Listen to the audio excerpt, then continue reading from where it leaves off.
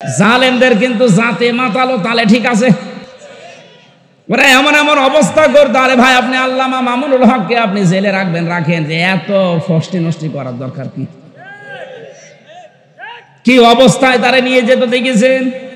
Wheel চেয়ারে করে, লোকটার মাথায় ব্যথা, হাঁটতে পারে না, পায় হাতের মধ্যে সেই কি হাতের ভেতরে ভর দিয়ে তার যাওয়া লাগতো। রিমান্ডে তো আমি ছিলাম, আমি বুঝেছি আপনারা কি করেন। বিভিন্ন অস্ত্র নিয়ে এসে বলতো যে এইগুলো দিয়ে আমরা নখ তুলি। কিছু কিছু মানুষের আমি দেখেছিলাম এত বড় বড় নখ হয়ে গেছে, ওই যাদেরকে আয়না ঘরে রেখেছে, তাও তো এটা 2 নাম্বার, আসলটা যারা আছে এত বড় বড় নখ হয়ে গেছে। চুল দাড়ি গব দেখলে মনে হচ্ছে ওরে বাবারে জঙ্গল থেকে বেরিয়ে আসতেছে। এই নখ দিয়ে দেওয়ালের সাথে খুশিয়ে খুশিয়ে লিখে রাখতো কাটা কাটা অক্ষরে যে ভাই যদি কেউ বাইরে যেতে পারে, নিয়ে পুরাটায় অবিচার করেছে। আর আল্লাহ পাকও দেখিয়েছে কলার পাতায় শুয়েছে, ওরে ওর বিসি উড়ে গেছে, সংসার করার কাজ শেষ। আলহামদুলিল্লাহ, ঢাকা জেলা মিরপুর 1 সরকারি বাংলা কলেজ সংলগ্ন ময়দানে সরকারি নিউ সিটাই আবাসন জামে মসজিদ কমিটির উদ্যোগে 22তম বাৎসরিক ঐতিহাসিক মহাবিশ্বের মহাবিশ্বয় আমাদের মালিক, আমাদের মনিব, মহান রব্বুল ইজ্জাত ওয়াল জালালের মুখের পবিত্র বাণী কোরআনে কারীম। এ পবিত্র অনুষ্ঠানের সম্মানিত সভাপতি শ্রদ্ধাভাজন বড় ভাই জনাব মোহাম্মদ জসিম উদ্দিন সুমন, বিশেষ অতিথি জনাব আব্দুল গফুর সরদার, জনাব আবু তাহের মিয়া, জনাব মাহবুব আলম, সম্মানিত পরিচালক জনাব আব্দুল মান্নান চৌধুরী, এতক্ষণ যারা আলোচনা রাখলেন, নন্দিত মুফাসসিরে কোরআন, ইসলামিক চিন্তাবিদ মুফতি শাহিদুর রহমান মাহমুদাবাদী, কোরআনে কারীম থেকে তেলাওয়াত করেছে সাতক্ষীরার কৃতি সন্তান, ইসলামিক ফাউন্ডেশন কর্তৃক নির্বাচিত জাতীয় পর্যায়ের শ্রেষ্ঠ ইমাম মুফাসসিরে কোরআন কারি মাওলানা ওবায়দুল্লাহ এরশাদ, আতালাল্লাহু উমরাহু ওয়া বারাকাল্লাহু ফি হায়াতি, বলেন আমিন। মঞ্চে বসা ওলামায়ে কেরাম, সামনে বসা মুসলমান ভাইরা, পর্দার আড়ালের সম্মানিতা মা এবং বোনেরা, প্রশাসনের ভাইরা, প্রাণপ্রিয় ঢাকাবাসী,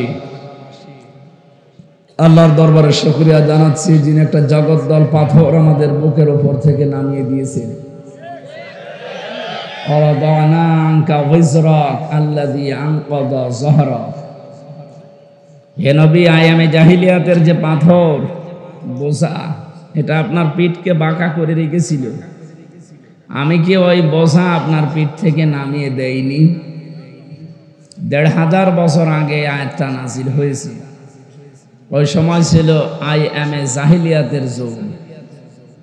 2024 সালের 5 আগস্টের আগ পর্যন্ত এই দেশে চলছিল আওয়ামী জাহিলিয়াতের যুগ।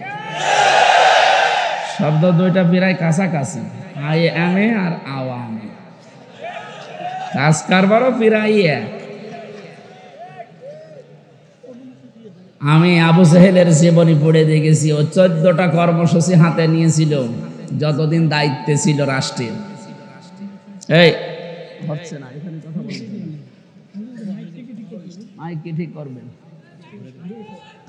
হ্যাঁ, এগুলো এখানে দেবেন, এত দূরে না, কাছে কাছে। ঠিক আছে, বসেন বসেন, এখানে বসেন। দাঁড়িয়ে কি সমস্যা? বসা লাগবে, একটু বসেন, সব বাদ দিয়ে বসেন, ভালো লাগবে।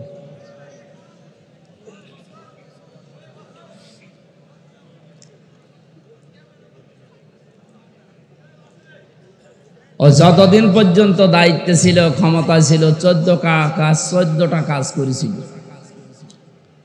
আমি এই 15.5 বছরের সাথে মিলিয়ে দেখেছি, যারা পালিয়েছে 2 বোন একসাথে, ওরা 15টা কাজ করেছিল। ওদের চাইতে এরা 1 কাঠি বেশি। যে আয়ামে আর আওয়ামী প্রায় একই। ওদের পাথর নবীজির বুক থেকে আল্লাহ সরিয়েছিলেন, পিঠ থেকে জহরকা, আর আমাদের বুকের ওপর থেকে আল্লাহ এই পাথরটা সরিয়েছে, আমরা এখন কথা বলতে পারছি। খলাকাল ইনসান আল্লামাহুল বায়ান, আমি মানুষ বানিয়েছি আর কথা বলা শিখিয়েছি। কথা বলা শিখিয়েছে নাকি ওনারা? বলতো মোবাইল কে দিয়েছে? মোবাইলে কথা বলি, আমার বাবা টাকা দিয়ে বসে মোবাইল কে দিয়েছে। আরে আল্লামাহুল বায়ান শব্দের ব্যাখ্যায় আমি দেখেছি এই যে মানুষ কথা বলতে পারে, এটা পৃথিবীতে কেউ দেয়নি। এ শক্তি দিয়েছে কে? তামাম দুনিয়া সব যদি এক জায়গা হয়ে চেষ্টা করে, আপনার মুখ দিয়ে কথা বের করতে পারবে না। বিজ্ঞান এখন প্রমাণ করছে কয়েক ইঞ্চি জায়গা এখান থেকে কথা বের হতে 27টা স্তর পার হওয়া লাগে। 27টা ধাক্কা খায়, এরপর একটা কথা তৈরি হয়। আর হাদিসের ব্যাখ্যা জানিয়েছে প্রত্যেকটি স্তরে একটা করে ফেরেশতা বসে আছে। এ ওর কাছে, ও ওর কাছে, ও ওর কাছে, এভাবে দেয়, শেষ পর্যন্ত এই মুখের গর্ত দিয়ে একটা কথা বের হয়। একটা ফেরেশতা যদি বলে না আমি এ দায়িত্বে আর নেই, সারা জীবনেও কথা বলতে পারবেন না। কি দয়া আল্লাহ করেছেন, চিন্তা করেছেন? উনি নিজের হাতে যে 5টা জিনিস রেখে দিয়েছেন, কাউকে দেননি। শ্রবণ শক্তি, দর্শন শক্তি, বাক শক্তি, আকেল শক্তি আর ঘ্রাণ শক্তি। এর ভেতরে বাক শক্তি আছে না? বলেন না কেন? এজন্য কথা বলার যোগ্যতা দিয়েছে কে? অথচ বাক শক্তি রুদ্ধ করে রেখেছিল যারা 15.5 বছর, তারা আল্লাহর ভাষায় জালিম। কারণ যেখানে যেটা দরকার উনি সেট করে দিয়েছে, সেইটা আপনি উল্টিয়ে অন্য জায়গায় নিয়ে যেতে চান। এই যে বললাম 15টা কাজ তারা করেছিল, তার ভেতরে একটা এইটা সমকামিতা। এই কথা বোঝেন? আল্লাহর পুরা সিস্টেম তারা পাল্টিয়ে ফেলেছে।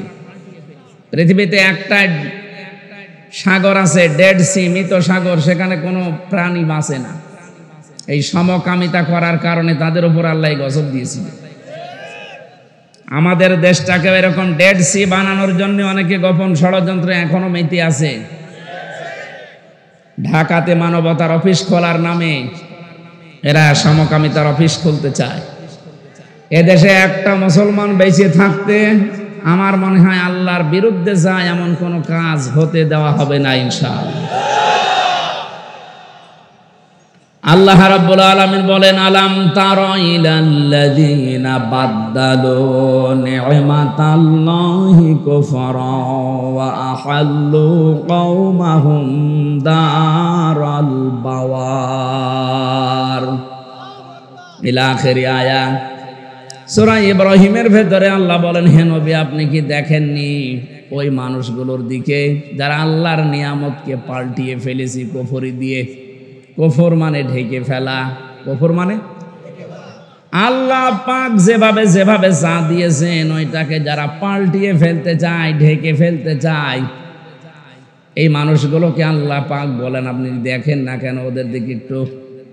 আলাম তারা ইলাল্লাযীনা বাদদালু নি'মাতাল্লাহ। দুনিয়া তৈরি হওয়ার পর থেকে আজ পর্যন্ত, এখান থেকে কিয়ামত পর্যন্ত যত মানুষ দুনিয়ায় আসবে, যুজ্জিনা লিন্নাসি হুব্বুশ শাহাওয়াতি মিনান নিসা, যেই 9টা জিনিসের উপরে আল্লাহ আকর্ষণ তৈরি করে দিয়েছে, আমাদের কাছে লোভনীয় করে দিয়েছে, তার ভেতরে নারী একটা। কে বলছেন? সুতরাং নারীর প্রতি পুরুষের আকর্ষণ এটা বানিয়েছে কে? এইটা পুরো আজ উল্টিয়ে যারা পুরুষে পুরুষে বিয়ে করবে, মেয়েতে মেয়েতে বিয়ে করবে। কুষ্টিয়ায় 3 দিন আগে 2 জন মহিলা বলছে আমাদের বিয়ে দিয়ে দেন, না হলে আমরা মরে যাব। তোমরা যদি বিয়ে করবে তা আমরা কি ঘাস কাটছি? আমাদের কি দরকার? আল্লাহ সিস্টেম করে দিলেন যে পুরুষের প্রতি নারী, নারীর প্রতি পুরুষের আকর্ষণ, এটা আমি আল্লাহ বানিয়েছি। যুজ্জিনা লিন্নাস হুব্বুশ শাহাওয়াতি মিনান নিসা, 1 নম্বরে মেয়ে লোকের নাম। সেইটা আজ যারা পাল্টিয়ে ফেলতে চায় তারা কাফের। আল্লাহ বলেন বাদদালু নি'মাতাল্লাহি কুফরা ওয়া হাল্লু কওমাহুম দারাল বাওয়ার। ওই মানুষগুলো জাহান্নামের যে ঘর, এই দারুল বাওয়ারের দিকে, জাহান্নামের ঘরের দিকে জাতিকে তারা পরিচালিত করতে চায়। সমকামিতা যারাই প্রমোট করবে তারা জাহান্নামী, কারণ এরা আল্লাহর পুরা সিস্টেমকে উল্টিয়ে দিতে চায়। কথা বলেন ঠিক কিনা? একজনকে নিয়োগ নিয়ে কয়েকদিন খুব তোলপাড় চলছিল এই একটা কারণে, উনি সমকামিতা প্রমোট করতেন। ওনার যে সিনেমাগুলো আপনি বানিয়েছে দেখেছিলেন, বিশেষ করে bachelor, third person singular number, এগুলো দিয়ে একটা মেয়ে লোকের ঘর কি করে ভাঙা যায়, পরকীয়া প্রেমে কি করে আসক্ত করা যায়, সেই শিক্ষাগুলো দেওয়া হতো। এই কারণেই তো এদেশের মুসলমানেরা তাকে মাথার উপরে মেনে নিতে পারেনি। কথা বলে না কেন? আল্লাহর প্রকাশ্য নিষিদ্ধ কাজ যারা বৈধ করতে চায় যে কোনো কায়দায়, এদেশের মানুষ কিন্তু বুঝে ফেলে। আর বুঝে ফেললে আপনি কি তাদেরকে আর দাবিয়ে রাখতে পারবেন না। যদি একবার বসে যে আল্লাহ রাসূলের বিরুদ্ধে যাচ্ছে, ও বাবা হলেও তালাক দেবে। কথা বলেন। এতটুকু থাকলে ইনশাল্লাহ যথেষ্ট। এতটুকু ঈমানও যদি আমাদের থাকে, কিয়ামত পর্যন্ত এদের সংরক্ষিত থাকবে। কিন্তু এটা ধরে রাখা লাগবে, মুনাফিকে যেন না ঢোকে। অনেক মুনাফিক অলরেডি তৈরি হয়ে গেছে, কারণ জালেমদের এতদিনের জমানো টাকা হালাল করা লাগবে না। অনেকে হালাল করছে এইভাবে, না আপনি বিপদে পড়বেন। কোরআনে কারিমের সূরা নমল ভালো করে খেয়াল করবেন। আমি কোরআনের আয়াতের তাফসিরের সাথে বাস্তবতা যখন মিলাতে চাই, দেখি খাপের খাপ মুমতাজের বাপ মিলে যাচ্ছে। একটু দেখেন তো মেলে কিনা। আমাকারো মাকরো আমাকারনা মাকরো ওয়াহুম লা ইয়াশউরুন। সূরা নমলের 50 নম্বর আয়াত, 19 নম্বর পারার 20 নম্বর পৃষ্ঠা 6 নম্বর লাইনে আছে। এটা আধুনিক তাফসিরে পাবেন। আল্লাহ পাক বলেন মাকারু মাকরন, ওরা ষড়যন্ত্র করেছিল ষড়যন্ত্র করার মতো। মাকারু দিয়েই তো শেষ হয়ে যেত, মাকরন দিলেন কেন? আল্লাহ পাক বলেন এমন ষড়যন্ত্র ওরা করেছিল 1500 বছর আগে আয়াতটা নাযিল হয়েছে। এটা লূত নবীর ওই কাহিনীকে আল্লাহ তুলে ধরেছেন। আকাদ মাকারু মাকরহুম ওয়া ইনদাল্লাহি মাকরুহুম ওয়া ইন কানা মাকরুহুম লিতাজুলা মিনহুল জিবাল। সূরা ইব্রাহিমের 46-47 নম্বর আয়াতে আল্লাহ জানিয়েছেন, হে নবী ওরা এমন ষড়যন্ত্র করেছিল যে পাহাড় পর্যন্ত তার জায়গা ছেড়ে চলে যাবে।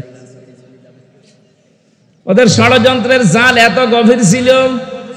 এই যে 15টার কথা বলছিলাম, একটা একটা দেখবেন মিলে যাবে। তার ভেতরে 1 নাম্বার এই সমকামিতা। লূত নবী আলাইহিস সালামের জামানায় ওরা আরম্ভ করেছিল এই ষড়যন্ত্র, এই দুর্বিসন্ধি। আল্লাহ পাক বলেন আমিও বসেছিলাম না। মাকারনা মাকরন, এখানে ফাইল কর্তা সরাসরি আল্লাহ নিজে। আল্লাহ বলেন আমিও কৌশল করলাম। তাহলে কাফেররা যেটা করে ওইটা ষড়যন্ত্র, আল্লাহ যেটা করে ওইটা কৌশল। এক কথা বলছেন। গোয়েন্দা বিভাগের লোক আছে এখানে বহু। আমি আসার সময় চোখ দেখে বুঝেছি। আর আওয়াজটা বন্ধ করে দিই। মাইকের দিকে তাকিয়ে আমার মনে হচ্ছে যে রওশনের স্বাদ এর প্রায় সবই নষ্ট হয়ে গেছে, চলছে আর কি।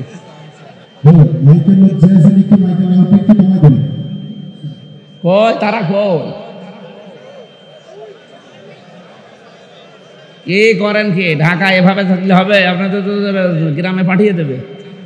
এই আওয়াজ হয় কেন?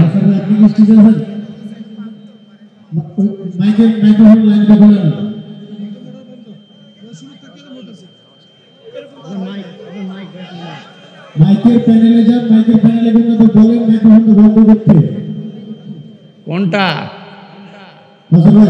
নিচে তাড়াতাড়ি মাইকের লোক মাইকের প্যানেলের ওখানে গিয়ে বলেন মাইকের একটি নষ্ট বন্ধ করতে। আমার একটু করে ভয়েস নাই, ভয়েস অফ করে দিতে। কোনটা বন্ধ করব?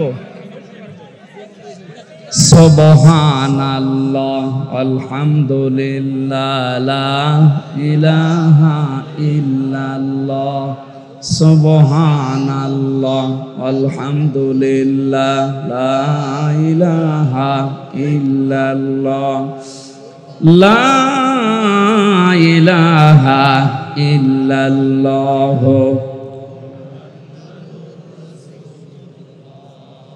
এই স্টেজের দুইটা মাইক চালু করে দেন আর রিভাব দেন। ঢাকাবাসী এখানে দুইটা শব্দই কিন্তু এক, মাসদারও এক, কিন্তু ক্ষেত্রে আলাদা ব্যবহার। আল্লাহর ক্ষেত্রে হবে কৌশল আর কাফেরদের ক্ষেত্রে ষড়যন্ত্র। আমি কেন বলছিলাম গোয়েন্দাদের কথা, কারণ কালকে এটা ওরা অন্যদিকে নিয়ে যেতে পারে। কারণ যারা পালিয়ে গেছে ওরা তো বসে নেই, ওরা অলরেডি এই শব্দ নিয়ে ষড়যন্ত্র আরম্ভ করেছে। এতদিন পর্যন্ত জোট করতে পারে না, এখন বলছে জঙ্গিবাদ, মৌলবাদ। এই ধোয়া তুলেই তো এই 15.5 বছর হাজারো মানুষকে জেলে ভরে রেখেছিল, গুম করেছিল। এই ধোয়া আমরা আর তুলতে দেব না। বিশ্বের যারা মডল আছে এদেরকে আজ উনি বিভিন্ন দেশে সিম্পেথি পাওয়ার জন্যে ছড়িয়ে বেড়াচ্ছে যে আমরা নির্বাচিত ছিলাম, আমাদেরকে উৎখাত করা হয়েছে। এটা একটা দাহা মিথ্যা কথা। এই 15.5 বছরে যারা নির্বাচিত ছিলাম এ কথা বলে, এদের নাই ঈমান নেই বুঝলাম, বিবেকও নেই। আপনি শয়তানকেও যদি জিজ্ঞাসা করেন যে 15.5 বছর কি নির্বাচন হয়েছে, শয়তানও হাসবে। এ কি বলে গো? আরে নির্বাচন হয় যে পদ্ধতিতে, তার নাম নির্বাচন। তার নাম কি? আপনি যে নির্বাচিত দাবি করছেন, এটা হওয়া লাগে নির্বাচনের মাধ্যমে। 15.5 বছর তো নির্বাচনই হয়নি, আপনি দাবি করেন কি করে? একটা হাসি মানুষ এত দাহা মিথ্যা কথা বলেন, আপনার লজ্জা লাগে না? এই জন্য আশা করছে আমিও যেহেতু হাসি, আমার নামে একটু ঝামেলা আছে। আপনাকে এই মিথ্যা শুনলে মানুষ তখন আর হাসি বলবে না, বলবে পাজি। এটা আবার আমার গায়েও লাগতে পারে, এই জন্য আমি নিজের বাঁচানোর জন্য বললাম হাসি হয়ে আর মিথ্যা বললেন না। কথা বলে না কেন? এই জন্য এখান থেকে আমি যেটা পেয়েছি, হুয়া জিতাবাকুম ওয়া মা জাআলা আলাইকুম ফিদ্দীনি মিন হারাজ। আল্লাহ পাক বলেন তিনি সে আল্লাহ যিনি তোমাদেরকে নির্বাচিত করেন। তাহলে নির্বাচিত করার দায়িত্ব কার? পদ্ধতি হচ্ছে নির্বাচন। লক্ষ লক্ষ নবীর উম্মত থেকে আল্লাহ নির্বাচন করে করে আমাদেরকে নির্বাচিত করে এই দুনিয়ায় পাঠিয়েছেন। কথা বলেন না কেন? আপনি আল্লাহর সিস্টেম ওই 15 বছরে পাল্টিয়ে ফেলেছিলেন। আল্লাহ যে একটা সিস্টেম দিয়েছিল যে নির্বাচনের মাধ্যমে নির্বাচিত হয় আমার উম্মতে মুহাম্মদীরা, সেইটাও পাল্টিয়ে আন্দাজে দাবি করতেন আমরা নির্বাচিত, অথচ নির্বাচন দেওয়ার আগে আপনি 154 জন ঘোষণা দিয়ে দিয়েছেন। এতটুকু শেষ করেননি, দিনের ভোট রাতে করে ফেলেছেন। তাহলে নির্বাচন হলো কবে? আর একবার তো আমি ছেলেছিলাম না। আমি যা বলছি এটা বাস্তবতা, আপনি মিথ্যা কথা আর বলবেন না। কারণ তামাম দুনিয়ায় আপনার কথাগুলো গেলে মানুষ এখন মনে করে ও মনে হয় পাগল হয়ে গেছে। আর পাগল হওয়ারই কথা। এক মুরব্বী লোক দৌড়াচ্ছিল ঊর্ধ্বশ্বাসে, ছেলের সাথে পথে দেখা, ছেলে বলছে আব্বা এত জোরে কোথায় যাও? বলছে ওরে ভাই গরু হারিয়েছে। টের তো পাও না, গরু হারিয়েছে। চিন্তা করছে কি হইলো, বাবা আমারে ভাই বললো মানে? বাড়িতে এসে বলছে আম্মা আমি মরে যাব। কেন? আব্বা আমারে ভাই ডেকেছে। কি বলিস? মানুষের সামনে আব্বা আমারে ভাই বলিছে, আমি জীবন রাখবো না। ঠিক আছে আগেও আসো। বাড়িতে আসার পরে বলছো গো তুমি নাকি ছেলেকে ভাই বলে ফেলিছো। বলছো ওরে মা গরু হারালি ওরকম হয়। 60-70 হাজার টাকার একটা গরু হারিয়ে গেলে যদি ছেলেকে ভাই বউকে মা বলে ফেলে, এত বড় বিশাল সাজানো বাগান হারিয়ে গেছে, ওর মাথা ঠিক থাকে? এই জন্যই তো মিথ্যা কথা বলছে। কি বলবে না বলবে এখন আর দিশা পাচ্ছে না। এজন্য আমরা আশা করব হাসি হয়ে যেন আর মিথ্যা কথা বলবেন না। হাসির পাত্র তো হয়েই আছেন সারা দুনিয়ায়। সারা দুনিয়ার মানুষ জানে যে 15.5 বছরে নির্বাচন হয়নি। কথা বলেন না কেন? আপনি গণতন্ত্র হত্যা করেছেন, আর আপনি এখন গণতন্ত্রের মানুষ কন্যা সেজেছেন। আমার যেটা বলার জন্য আমি এ পর্যন্ত এসেছি, খুব খেয়াল করে শুনবেন। এই পৃথিবীতে ইসলাম প্রতিষ্ঠার জন্য ইসলামপন্থীরা যেটা করবে এটা হচ্ছে কৌশল, আর ওইটাই যদি কাফেররা করে ওইটা হবে ষড়যন্ত্র। এইটাই প্রমাণ। অমাকারু মাকরাও অমাকারনা মাকরন, 4টা শব্দ দেখেন একরকম। 2টার ফাইল আল্লাহ নিজে, আর 2টার কাফের। কাফেরদের বেলায় এই শব্দ হবে সন্ত্রাসী, আর আল্লাহর বেলায় হবে এটা জিহাদ। আমরা মুসলিমরা যা করি বিশ্বে অন্যায় দূর করার জন্য আমাদেরটা জিহাদ, আর আপনারা যা করছেন ওইটার নাম সন্ত্রাস। আল্লাহ পাক বলেন, আমি নিজে ষড়যন্ত্র আমি কৌশল করেছিলাম। অহুম লা ইয়াশউরুন, ওরা টেরও পায়নি যে কিভাবে কি হয়ে গেল। ফানজুর কাইফা কানা আকিবাতু মাকরিহিম, আল্লাহ পাক বলেন নজর করে দেখেন এই ষড়যন্ত্রকারীদের পরিণাম আমি আল্লাহ কি করেছিলাম। এবার যারা আলেম আছেন তাদেরকে বলছে আন্না দাম্মারনাহুম। আন্না এটার ফাইল আল্লাহ নিজে, দাম্মারনা এরও কর্তা আল্লাহ নিজে, এরপর আবার হুম দিয়েছেন। আল্লাহ পাক বলেন আমি নিজে তাদের শিকড় কেটে দিয়েছি, ধ্বংস করে দিয়েছি। কওমাহুম আজমাইন, তাদের পুরা জাতিকে আমি শেষ করে দিয়েছি, জালেমদের। এবার একটা গোপন কথা বলছি, যেটা আমার মনে হয় 5 তারিখের সাথে মিলে যাবে। খুব খেয়াল করে দেখেন তো মেলে কিনা। এটা সূরা নমলের 52 নম্বর আয়াতে আছে, ফাতিলকা বুয়ুতুহুম খাবিয়াতাম বিমা যালামু।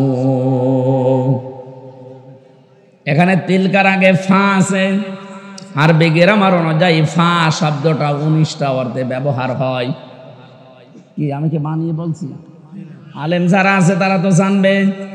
আল্লাহ যেন তার এই কুদরতি আঙ্গুল এভাবে দেখিয়ে বলছে, বাংলার মানুষেরা এই সেই ঘর, এই সেই 1 বচন দেননি, বাইতুন না বুয়ুত, বহু বচন, এরপরে হোম দিয়েছেন।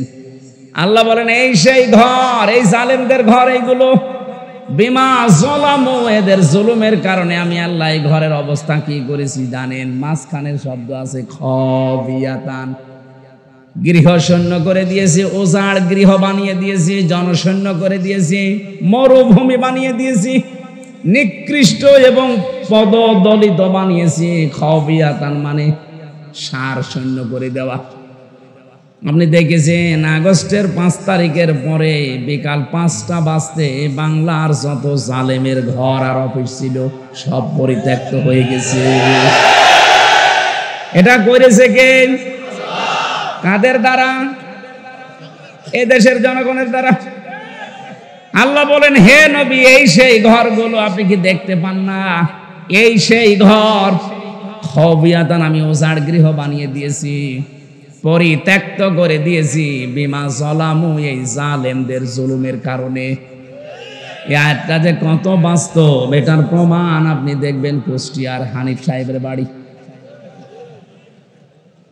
এই 3 দিন আগে আমি আসার সময় দেখলাম বাড়ির পায়খানার প্যান্ট পর্যন্ত মানুষ খুলে দিয়ে চলে গেছে। এখন ওইটা জাতীয় টয়লেট হয়ে গেছে। একবারে 8-10 জন করে যাচ্ছে, আর বিভিন্ন দিকে মুখ দিয়ে আল্লাহ রাস্তায় কাজ করছে। মানুষের জামাত বদ্ধ হয়ে শুরু হয়েছে।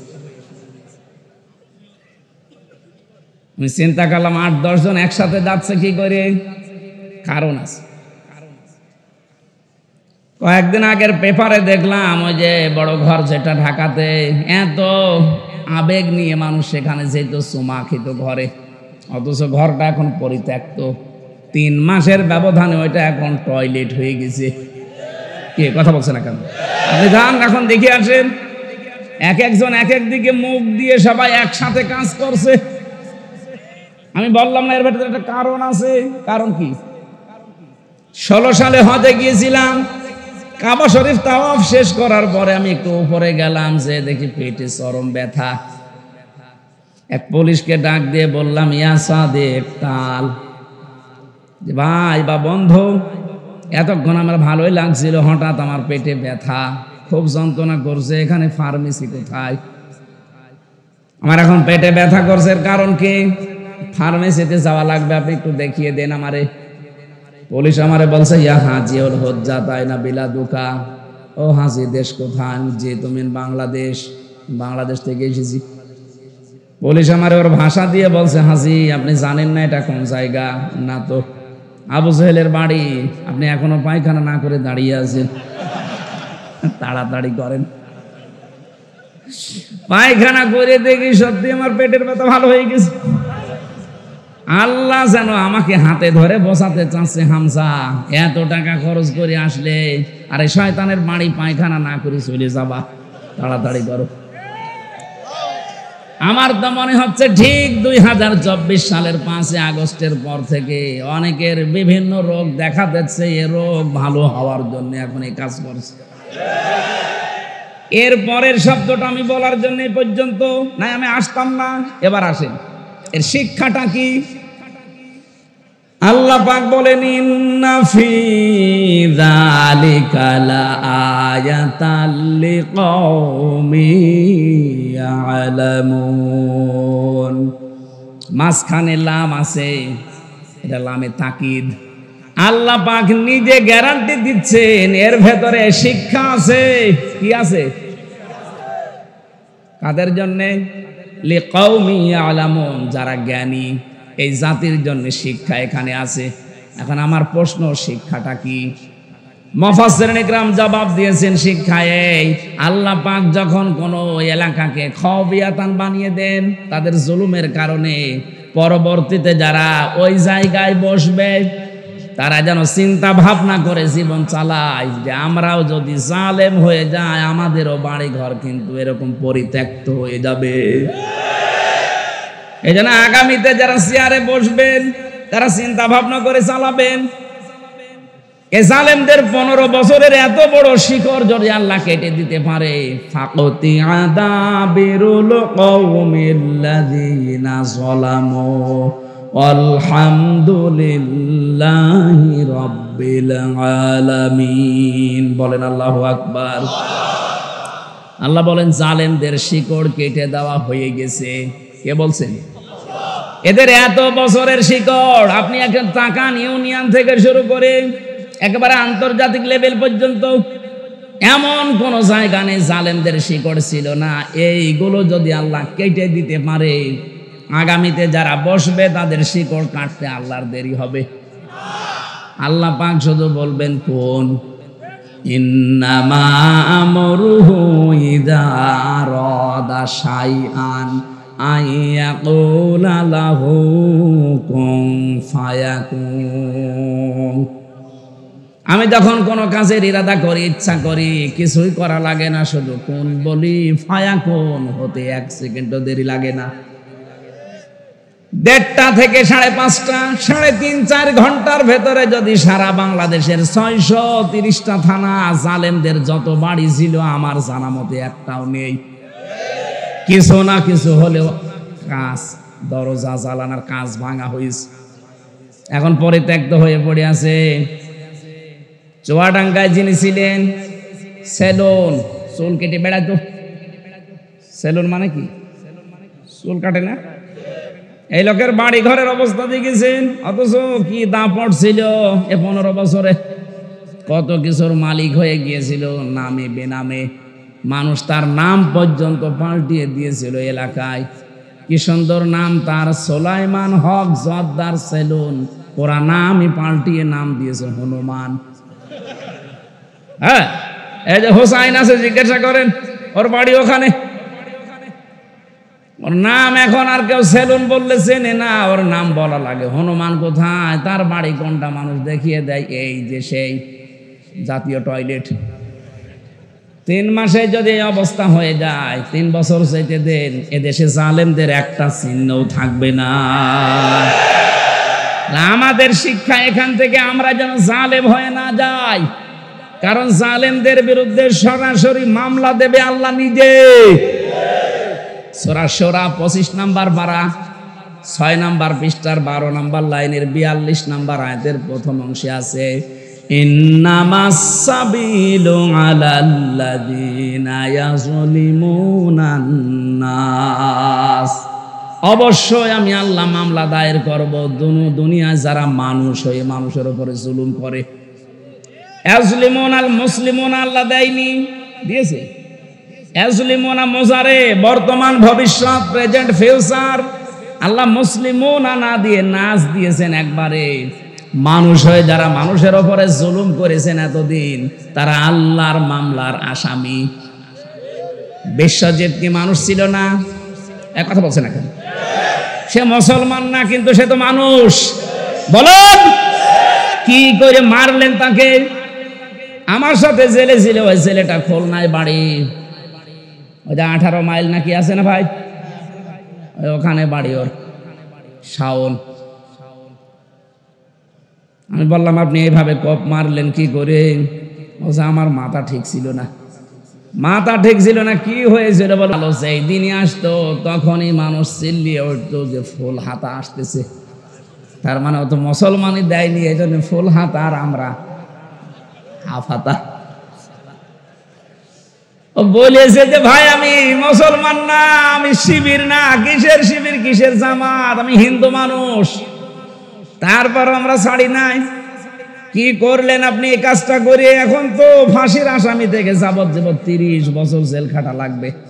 জীবনটা শেষ হয়ে গেল জেলখানায়। যে আমি এতটুকু অনুধাবন করেছি, অন্যায় করার পরে যদি সাজা হয়ে যায় তার পাশে আর কেউ থাকে না, তখন অনুশোচনা আফসোস করা ছাড়া সারাটা জীবনে আর কিচ্ছু নেই। এখন যিনি জল্লাদের দায়িত্বে আছে, আগে তো শাহজাহান জল্লাদ ছিল, এখন যিনি দায়িত্বে আছে ওর বাড়ি চট্টগ্রামে। এই লোকটা আমার সাথে মাঝে মাঝে দেখা করতো, বলতাম ভাই উনি যেহেতু চেকার ছিলেন, চেক করতেন মোবাইল আছে কিনা। ডাক দিয়ে একদিন বললাম ভাই কি কয় বছর? বলে আমার মামলা সে এমন কঠিন না, বউ এক থাপ্পড় দিয়েছিলাম, ও ছাতা মরে গেছে। আমি 17 বছর না কত বছর যেন বলে সৌদি আরবে ছিল, এরপরে বিয়ে করেছে।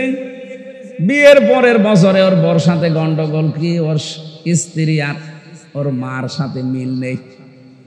আজ হাজারো পরিবারগুলো শুধু ওই স্ত্রী আর শাশুড়ি এদের মিল না থাকার কারণে ভেঙে যাচ্ছে। মাঝখান থেকে ছেলেরা রোগী হয়ে যাচ্ছি আমরা। কি কথা বলেন না কেন? এই পুত্রবধূর মন যদি আমার মনে হয় ব্রড মাইন্ডের হতো, ন্যারো মাইন্ডের না হয়ে কোন সন্তান বাংলাদেশে আলাদা হতো না। বৃদ্ধাশ্রম বানানো হচ্ছে এখন জেলায় জেলায়। কালকেই যেখানে ছিলাম ঝিনাইদহ শৈলকুপায় একটা বৃদ্ধাশ্রম উদ্বোধন করে আসলাম। সেই দিন গিয়েছিলাম নীলফামারী কিশোরগঞ্জ থানা, বলে চলেন বৃদ্ধাশ্রম দেখে আসি। যে দেখি এই কোলে 20 জন, এই কোলে 20 জন মা আর বাবা বসে আছে। এদের চোখের দিকে তাকিয়ে আমি বুঝেছি প্রতিটি সন্তানটা, প্রতিটি মা বাবা ছেলে মেয়ের জন্য বরদোয়া দিচ্ছে। এই জন্য তো শুধু আমি সন্তান আমি দায়ী না, এ ওবায়দুল্লাহ এরশাদ দায়ী না। আমার এই মাকে বাবাকে বৃদ্ধাশ্রমে রাখা, আলাদা করে দেওয়া, এর পেছনে দায়ী 100 ভাগের 80 ভাগ আমার বউ। হ্যাঁ কথা বলে না কেন? ওর যেন সহ্যই হতে চায় না, অথচ ওর নিজের মা বাবা যদি সারা জীবন থাকে একটা কথাও বলে না। কেন স্বামীর মা বাবাকে নিজের মা বাবার মতো মনে করা যায় না? মেয়েরা এসেছে। সম্মানিতা মা বোনের একটা গোপন আমল বলছি, জীবনে যদি স্বামীর মন পেতে চান, সত্যিকারের ভালোবাসা পেতে চান, স্বামীর মা বাবাকে নিজের মা বাবা মনে করেন। নাই তো নিজের জীবনেও স্বামীর মন পাবেন না। উপরে উপরে হয়তো আপনাকে ভালোবাসা দেখাবে, আর ভেতরে ভেতরে দোয়া করবে আল্লাহ এর তুলে নেও। কারণ এর কারণে আমার 25-30 বছর আমার পেছনে যারা শ্রম দিল, ওই মা বাবা পর্যন্ত এখন আমার কাছে নেই। নাকি ঢাকা শহরে এগুলো হয় না?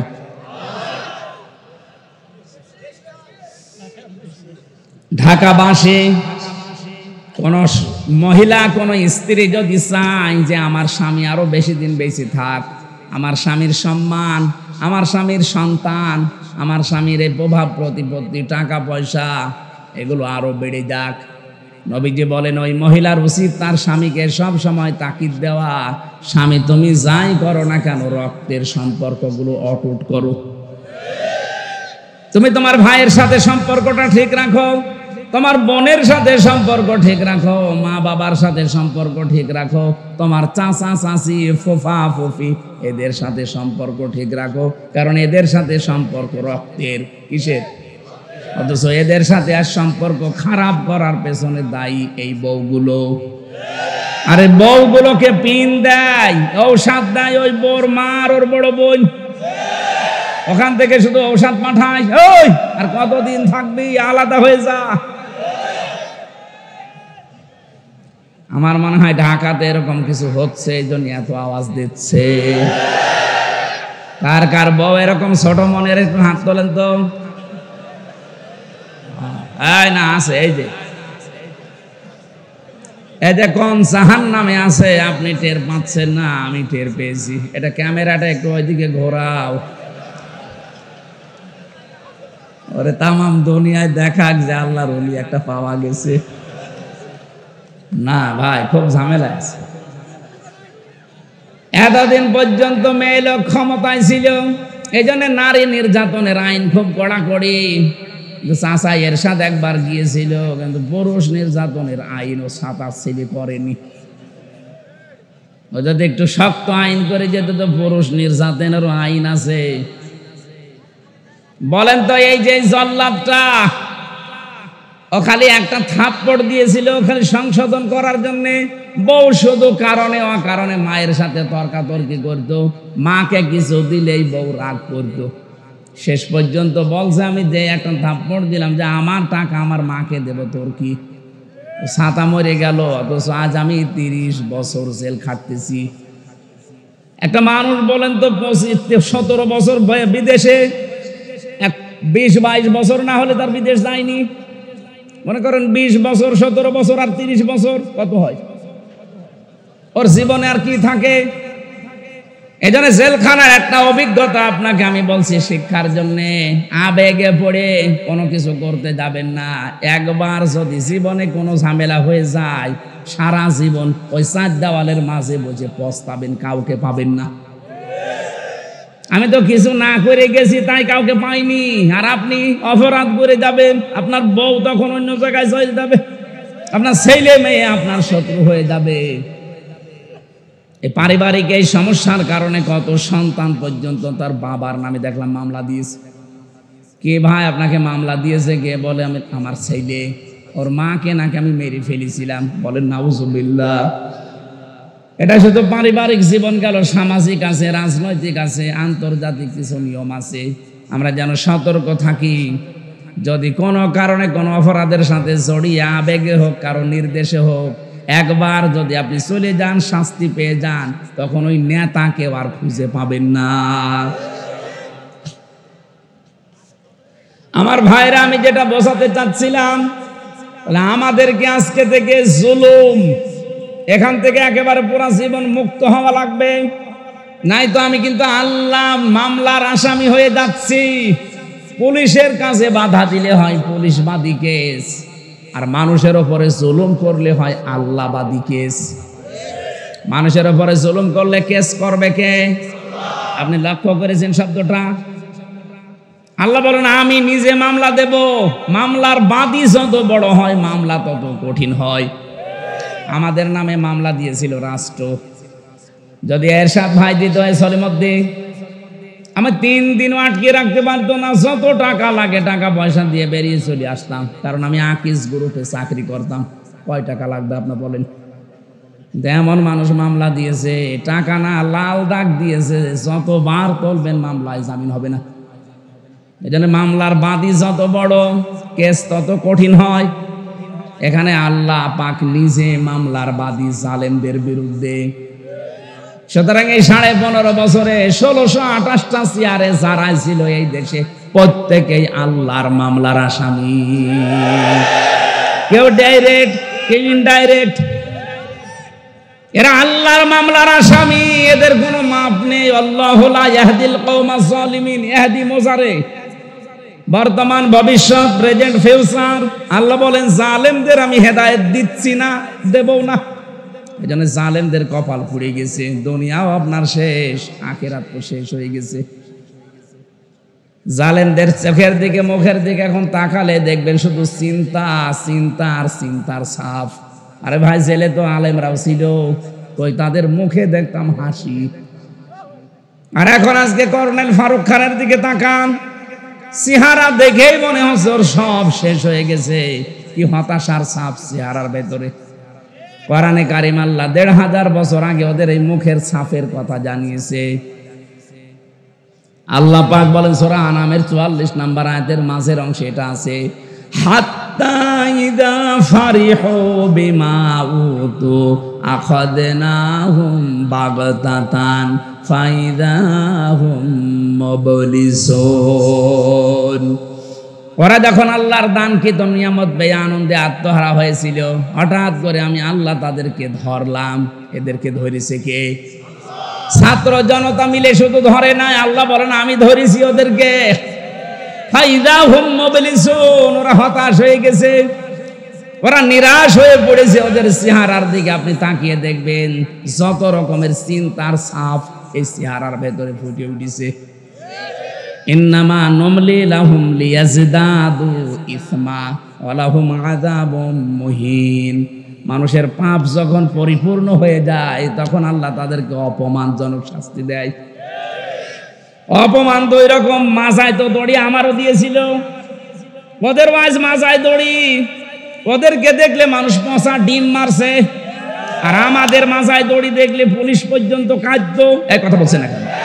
নিজে দেখেছি, হয়তো বাধ্য হয়ে বাধ্য না কিছু করতে, কিন্তু কাঁদতো। সিসি ক্যামেরার কারণে ওইদিকে তাকিয়ে চোখের পানির দিকে দেখতাম, কাঁদতেছে। আচ্ছা হুজুর, আপনাকে একটু আমি সিঙ্গাড়া কিনে দেবো, ওই যে সিসি ক্যামেরায় ওই শয়তানরা দেখতে পাচ্ছে, ও দেখলেই আমার চাকরি চলে যাবে। কিন্তু আমার সহ্য হচ্ছে না, আমার মনে হয় চাকরি ছেড়ে চলে যায়, কিন্তু উপায় নেই বলে আমি করছি। কিন্তু আপনি আমারে মাফ করে দিয়ে না, আপনার আর কি। আমার মাথায় দড়ি দিয়ে নিয়ে আমি হাসতাম, জালেমদের কাজ কারবার দেখে। কি করছে এরা? শুধু দড়ি দেয়নি, হাতে হ্যান্ডকাপ পেছনে বেঁধে দিত, মাজায় দিত দড়ি, হাত পায়ে দিত ডান্ডা বেড়ি, মাথার উপরে দিয়েছে সেই লোহার টুপি, বুকে দিয়েছে সেই বুলেট প্রুফ জ্যাকেট। মনে হচ্ছে যে কি নিয়ে যাচ্ছে, অথচ কিছুই না। একটা ভীতিপূর্ণ অবস্থান তৈরি করে আলেমদের সাথে অস্ত করত, যেন পরবর্তী প্রজন্ম ভয়ে কেউ আলেম হতে না চায়। জালেমদের কিন্তু জাতে মাতালো তালে ঠিক আছে, ওরা এমন এমন অবস্থা করতো। আরে ভাই, আপনি আল্লামা মামুনুল হককে আপনি জেলে রাখবেন, রাখেন, যে এত ফষ্টি নষ্টি করার দরকার কি? কি অবস্থায় তারা নিয়ে যেত দেখেছেন? হুইল চেয়ারে করে, লোকটার মাথায় ব্যথা, হাঁটতে পারে না, পায় হাতের মধ্যে সেই কি হাতের ভেতরে ভর দিয়ে তার যাওয়া লাগতো। রিমান্ডে তো আমি ছিলাম, আমি বুঝেছি আপনারা কি করেন। বিভিন্ন অস্ত্র নিয়ে এসে বলতো যে এইগুলো দিয়ে আমরা নখ তুলি। কিছু কিছু মানুষের আমি দেখেছিলাম এত বড় বড় নখ হয়ে গেছে, ওই যাদেরকে আয়না ঘরে রেখেছে, তাও তো এটা 2 নাম্বার। আসলটা যারা আছে এত বড় বড় নখ হয়ে গেছে, চুল দাড়ি গপ দেখলে মনে হচ্ছে ওরে বাবারে জঙ্গল থেকে বেরিয়ে আসতেছে। এই নখ দিয়ে দেওয়ালের সাথে খুশিয়ে খুশিয়ে লিখে রাখতো কাটা কাটা অক্ষরে যে ভাই যদি কেউ বাইরে যেতে পারে, নিয়ে পুরাটায় অবিচার করেছে। আর আল্লাহ পাকও দেখিয়েছে কলার পাতায় শুয়েছে, ওরে ওর বিসি উড়ে গেছে, সংসার করার কাজ শেষ। দেখেন কবে শুনবেন যে ওর বউ চলে গেছে, কারণ বিসি না থাকলেও বউ থাকবে। আযাব মহিন শুধু পড়েছি, এটা আমি দেখলাম নিজের চোখে যে আল্লাহ অপমান করে কি করে। এই কথা বলে না কেন? এজন্য আমি আবার বলছি, আমরা যারা আছি সাবধান, যদি আগামীতে চেয়ার পানও জুলুম করবেন না। তাহলে আপনার বাড়ি ঘর, আপনার অফিস আদালত যতই মজবুত করেন, আল্লাহ কিন্তু ওইটা জনশূন্য করে দেবে। আল্লাহ আমাদের হেফাজত করুন, বলেন আমিন। আমরা আজকে একটা গ্রাম নিয়ে আলোচনা করব, খুব খেয়াল করে মিলাবেন। আমার তো কোরআনের আয়াত পড়লেই মনে হয় এটা কেবল নাজিল হচ্ছে। সূরা নমল থেকে আমরা পড়েছি, এর নামকরণ, ঐতিহাসিক প্রেক্ষাপট, ব্যাখ্যা, অনেকগুলো কথা আছে, মাতৃভাষায় অর্থ, এগুলো সব বাদ দিয়ে দিলাম। কারণ আমার 10টার ভেতরে ডাক্তার ঘুমাতে বলেছে, এখন 10:30 বেজে গেছে, তাড়াতাড়ি শেষ করব, এই জন্য আমরা সব বাদ দিলাম। সূরা নাহাল 112 নম্বর আয়াত। আজকের আলোচনার বিষয় গ্রাম। কি বললাম? এটা কি গ্রাম নাকি শহর? আল্লাহ রাব্বুল আলামিন এমন একটা গ্রামের, এমন একটা জনপদের উদাহরণ আমাদের কাছে দিচ্ছেন, একটু মিলিয়ে দেখবেন। অবরাবাল্লাহু মাসালান ক্বরিয়াতান কানাত আমিনাতাম মুতমাইন্নাহ। আল্লাহর এই দৃষ্টান্তের দিকে লক্ষ্য করো। আল্লাহ রাব্বুল আলামিন নিজে একটা দৃষ্টান্ত দিচ্ছে, উদাহরণ তোমাদের সামনে পেশ করছে, উপমা দিচ্ছে আল্লাহ তোমাদের সামনে একটা গ্রামের। কিসের? যে গ্রাম ছিল শান্ত, নিরাপত্তা দিয়ে বেষ্টিত এবং নিশ্চিন্তে বাস করা যেত। 2টা শব্দ পেলাম আমরা, কানাত আমিনাতাম মুতমাইন্নাতান। এটা যদি ক্লাস হতো তাহলে এখানে আরবি গ্রামারের অনেক নিয়ম আছে। ক্বরিয়াতান, কানাত, আমিনাতাম, মুতমাইন্নাতান, এই শেষে তাগুলো কেন এসেছে? এগুলো ক্লাস হলে বোঝানো ভালো হয়। যত তাফসির মাহফিল, আল্লাহ পাক 2টা সুন্দর সুন্দর উদাহরণ এখানে সেট করলেন। 1 নম্বরে এমন গ্রাম যেটা নিরাপদ এবং নিশ্চিন্তে বাস করা যেত। তাফসিরে মুফাসসিরিন ইকরাম, আমি যত তাফসির দেখেছি সবাই এক বাক্যে জানিয়েছে এইটা বলতে আল্লাহ বুঝিয়েছেন মক্কা শরীফকে। কাকে? মক্কা শরীফকে আল্লাহ পাক একেবারে নিরাপত্তার শহর জানিয়েছেন। আত-তিনি ওয়াজ-যাইতুনি ওয়া তুরি সিনিনা ওয়া হাদাল বালাদিল আমিন। এটা একটা নিরাপদ শহর। এবার আসেন তো বাংলাদেশের সাথে এই শব্দটা মিলাই।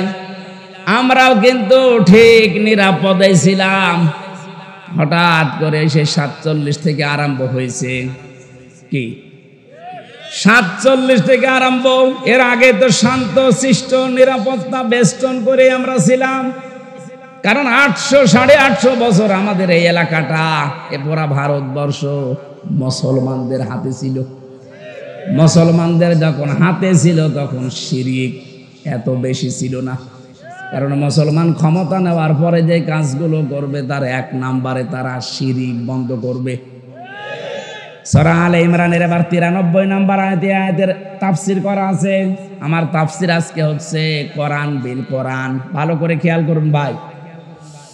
ইন্না আউওয়ালা বাইতিন উবদিআ লিন-নাসি লাল্লাযী বিবাক্কাতা মুবারাকান ওয়া হুদাল লিল আলামিন। আল্লাহ পাক বলেন, পৃথিবীর প্রথম ঘর যেটা প্রতিষ্ঠিত হয়েছে, যেটা বানানো হয়েছে বাক্কায়, মানে মক্কায়। মক্কার প্রাচীন নাম হচ্ছে বাক্কা। এর ভেতরে 1 নম্বরে মুবারাকান, বরকতময় করে দিয়েছি আমি আল্লাহ এই ঘরকে। 2 নম্বরে এখানে হেদায়েতের মশাল জ্বালিয়ে দিয়েছি তামাম বিশ্বের মানুষের জন্য। 2টা বিষয় আল্লাহ জানালেন এই ঘর সম্পর্কে, যেটা বরকতময়, এটা হেদায়েতের মশাল। অমান দাখালাহু কানা আমিনা। কেউ যদি এই ঘরে প্রবেশ করে আল্লাহ তাকে নিরাপত্তা দিয়ে দেয়। কে বলছেন? কি পেলেন আয়াত শোনার পরে আপনি? খালি শুনেই যাবেন, আমি বলে যাব না। এখান থেকে কিছু নিয়ে আমাদের জীবনে এবার লাগানো লাগবে। কথা বলেন না কেন? আল্লাহ যে বললেন অমান দাখালাহু কানা আমিনা, এই ঘরের এরিয়ার ভেতরে যারা আসবে তাদেরকে নিরাপত্তা দেবে কে? আপনি দেখেছেন কেমন নিরাপদ ঘর? অথচ ওর এরিয়ার বাইরে গেলে দেখবেন ছিনতাই হয়, মারামারি হয়, গালাগালি হয়, দেখলে মেরে ফেলবে। কিন্তু এলাকার ভেতরে আপনি যতক্ষণ থাকবেন ওই সে আবাহমান কাল থেকেই কেউ যদি বাবার হত্যাকারী কেউ দেখে যে কাবার চত্বরে কিচ্ছু বলতো না, এমন নিরাপদ আল্লাহ দিয়েছিলেন। এখন আমার প্রশ্ন, এই বাংলাদেশ কি কাবা শরীফ? কথা বুঝে উত্তর দেবেন। বাংলাদেশ কি কাবা শরীফ? এটা কাবা থেকে ৬,০০০ কিলোমিটার দূরে। তাহলে আমাদের এই ৫৬,০০০ বর্গ মাইলকে নিরাপত্তা দিয়ে বেষ্টন করা লাগবে না? কি শত্রু দেখতে পাচ্ছে না চারিদিকে? পাশের রাষ্ট্র আমাদের প্রতিবেশী, ওদের সাথে যাদের যাদের বর্ডার আছে তারা প্রত্যেকটা বর্ডারে মার খায়। পাকিস্তান বর্ডারে মার খায়, চীনের বর্ডারে মার খায়, মায়ানমারের বর্ডারে মার খায়, নেপালের বর্ডারে মার খায়। আর যত মার আমাদের দেয়, ওরা মার খেয়ে শেষ করে না। দেখবেন পাকিস্তানে আর চীনের কাছে মার খেলে ওরা বলিউডে সিনেমা তৈরি করে, ওইটা দিয়ে ওরা সিনেমা বানায়। সিনেমার নায়ক দেখেছেন? আল্লু অর্জুন, রামচরণ, প্রভাস, এদেরকে দিয়ে সিনেমা বানায় আর ওটা আবার হিট করায়। আর এইটা দিয়ে আমাদেরকে টাকা পয়সা যা উপায় হয় ওইটা দিয়ে আমাদের মারে। ওরা মার খায় পাকিস্তানের বর্ডারে, চীনের বর্ডারে, মায়ানমারের বর্ডারে। আর মারে কাদের বলেন? নিরাপত্তা দেওয়ার জন্য এবার কি লাগবে বলেন? আল্লাহ বলেন এ তো কাবা শরীফ না তোমার বাংলাদেশ, ৬,৫০০ কিলোমিটার দূর। তাহলে এইটাকে যদি নিরাপত্তা দিয়ে ঢেকে রাখতে চাও কি করা লাগবে? এবার আসেন, আমি বলছি সূরা আনআম ৭ নাম্বার পারা ১৭ নাম্বার পৃষ্ঠা, প্রথম নাম্বার লাইনের ৮২ নাম্বার আয়াতের প্রথম অংশে আছে। আধুনিক যে তাফসির আছে সব মিলাবেন, এটা পাবেন। আল্লাযীনা আমানু ওয়া লাম ইয়ালবিসু ঈমানাহুম বিযুলমিন উলাইকা লাহুমুল আমনু ওয়া হুম মুহতাদুন। আল্লাহ পাক বলেন যারা ঈমান আনবে আর ঈমানের সাথে যারা জুলুম মিশ্রণ করবে না। এখানে জুলুম মানে শিরিক। জুলুম মানে কি? যারা তাদের ঈমানের সাথে শিরিক মিশ্রণ করবে না, আমি আল্লাহ গ্যারান্টি দিলাম। উলাইকা, যেন এইভাবে হাত দিয়ে দেখাচ্ছে বাংলাদেশের দিকে যে উলাইকা, এই মানুষগুলো লাহুমুল আমনু, এরা আল্লাহর কাছ থেকে নিরাপত্তা পাওয়ার হকদার।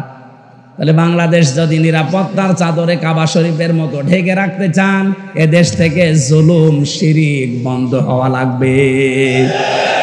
এ দেশে শিরিক নেই বলেন? প্রকাশ্য শিরিক চলছে একটা, যে ক্ষমতার উৎস জনগণ, এটা শিরিক। এটা কারা আছেন এই বিশ্বাসে আমি জানি না। হ্যাঁ আছেন আপনারা, আমি জানি অনেকেই আছেন এই বিশ্বাস। এখনই পাল্টানো লাগবে, এটা শিরিক। কারণ আল্লাহ যেটা পারে ওইটা অন্য কেউ পারে, এই বিশ্বাস করার নাম শিরিক। আর শিরিক যারা করে তারা মুশরিক। কথা বলেন না কেন? আইন দিতে পারে কে? অন্য কেউ পারে। ক্ষমতা দেখাতে পারে কে? অন্য কেউ পারে। সুতরাং আল্লাহ যেটা পারে ওইটা অন্য কেউ পারে, বিশ্বাস যারা করেন। ক্ষমতার উৎস আল্লাহ বারবার বলছে আন্নাল কুওয়াতা লিল্লাহি জামিআ কুলিল্লাহুম্মা মালিকাল মুলকি তুতিল মুলকা লিল্লাহি মুলকুস সামাওয়াতি ওয়া মা ফিল আরদ। এরকম ৯৫০-এর উপরে আয়াত আছে। ডাইরেক্ট ইনডাইরেক্ট ক্ষমতার উৎস কে? সেইটাকে আজ উল্টিয়ে ফেলেছেন আপনি। আপনি বলছেন না ক্ষমতার উৎস জনগণ। এই বিশ্বাস করেন কারা? আমি জানি না। যারা করেন এখনই মত পাল্টান। আপনার বিশ্বাস যদি এখনই না পাল্টে ওইভাবে মারা যান, আপনি শিরিক করছেন। আর শিরিক করলে আপনি মুশরিক। শিরিক যতদিন এই দেশে চালু থাকবে, আপনি বহির্বিশ্ব থেকে যত রকমের ষড়যন্ত্র আন্তর্জাতিক চলছে, জীবনও আপনি মুক্ত হতে পারবেন না। আমরা একটা গেড়া কলের ভেতরে পড়ে আছি, একদিকে আমেরিকা আর একদিকে রাশিয়া। কোন দিকে যাবেন? যেদিকে যাবেন ওই দিকেই মার খাবেন। রাশিয়ার দিকে ঝুঁকে আসলে আমেরিকা মারবে, আমেরিকার দিকে গেলে রাশিয়া মারবে। আল্লাহ এমন একটা জায়গায় আমাদেরকে রেখেছে যে আমরা দাবার গুটি হয়ে গেছি। এখান থেকে একটাই উত্তরণের পথ আছে। এদেশের 18 কোটি মানুষ ঐক্যবদ্ধ হওয়া লাগবে যে আমরা শিরিক করব না। আর শিরিক কাকে বলে? তাফসিরের ভাষা থেকে বলছি শিরিক বিল জাত, শিরিক বিল সিফাত, শিরিক বিল ইখতিয়ার আর শিরিক বিল হুকুক। এটা এক একটা আবার 4 প্রকার, 4 4 16 প্রকার। ওই 16 প্রকার শ্রেণী বিন্যাস করলে হয় 24 প্রকার, 24 প্রকার শ্রেণী বিন্যাস করলে হয় 72 প্রকার, 72 প্রকার ভাগ ভাগ করলে তাফসিরে আছে 120 প্রকার। শিন র কাফ এই শব্দের ভেতরে এতগুলো কথা লুকিয়ে আছে, এক একটা পয়েন্ট আকারে বললে 120 দিন লাগবে। এত কথা শুধু একটা শব্দের ভেতরে আল্লাহ লুকিয়ে রেখেছেন। তাফসির করতে গেলে সময় লাগে এই কারণে। আল্লাহ রাব্বুল আলামিন আমাদেরকে নিরাপত্তা দেবেন 56,000 বর্গ মাইল। যত রকমের দুশমনী, যত রকমের ষড়যন্ত্র কৌশল হচ্ছে, যত রকমের কোট কৌশল চলছে, সব কিছু থেকে আল্লাহ আমাদের বাঁচাবেন, গ্যারান্টি দিয়েছেন। উলাইকা লাহুমুল আমনু, এই মানুষগুলো নিরাপত্তার হকদার। কিন্তু শিরিক জুলুম বন্ধ করা লাগবে। জুলুম যাই হোক বন্ধ হয়েছে, কিন্তু শিরিক এখনো বন্ধ হয়নি। কথা বলেন। তাহলে আমাদের দেশকে যদি এখন আমরা নিরাপত্তায় ঢেকে দিতে চাই, কি লাগবে? সর্বপ্রথম শিরিক মুক্ত হওয়া লাগবে। এখন একটা একটা করে পয়েন্ট আকারে বললে এত সময় থাকবেন আপনারা, নাকি আমি আয়াতটা আগে শেষ করে নেই? এত প্রকার বলা ঠিক সম্ভব না এখন। আমি যতটুকু পারি আয়াতটা শেষ করে তারপরে যদি সময় আমার কোলায়, আমার কণ্ঠ আবার বসে যায়। কারণ এই 3টা বছরে জালেমরা যা খাওয়িয়েছে, শরীরটা শেষ করে দিয়েছে। কিছুক্ষণ কথা বললে আমার গলায় ব্যথা করে। ভেতরে তো কোনো চিকিৎসা নেই। যে ডাক্তার আসতো সব রোগের এক ওষুধ। কেউ যদি বলে আমার পেটে ব্যথা, ও যা দেয়। কেউ যদি বলে আমার নুনু ব্যথা, তো একই দেয়। হ্যাঁ, আপনি জিজ্ঞেস করেন যারা ছিল, যা বলবে। তারপরেও আমার তো ডাক্তারের কাছে নিয়েই যেত না। 14 দিন বলার পরে একদিন নিয়ে যেত, তার 4-5 জন কারারক্ষী। মনে হচ্ছে যে কি হয়েছে, বাইরেও যাও ভেতরে। এত ভয় এদের। সিসি ক্যামেরা দিয়ে রাখতো, কারারক্ষী আলাদাভাবে বসিয়ে রাখতো। কি বলেন তো, আমার শরীর চলে না, আর এরা এত ভয় পায়। আমি কিন্তু মামুনুল হক সাহেবের মতো তো হংকার মঙ্কার দিতাম, তাও তো হইতো। আমার এমনি শরীর ভালো না, আর তারপরে ওদের মনে হচ্ছে যে কলেজায় কাপড় উঠে যাচ্ছে। 4-5 জন আমার পেছনে লাগিয়ে রাখতো।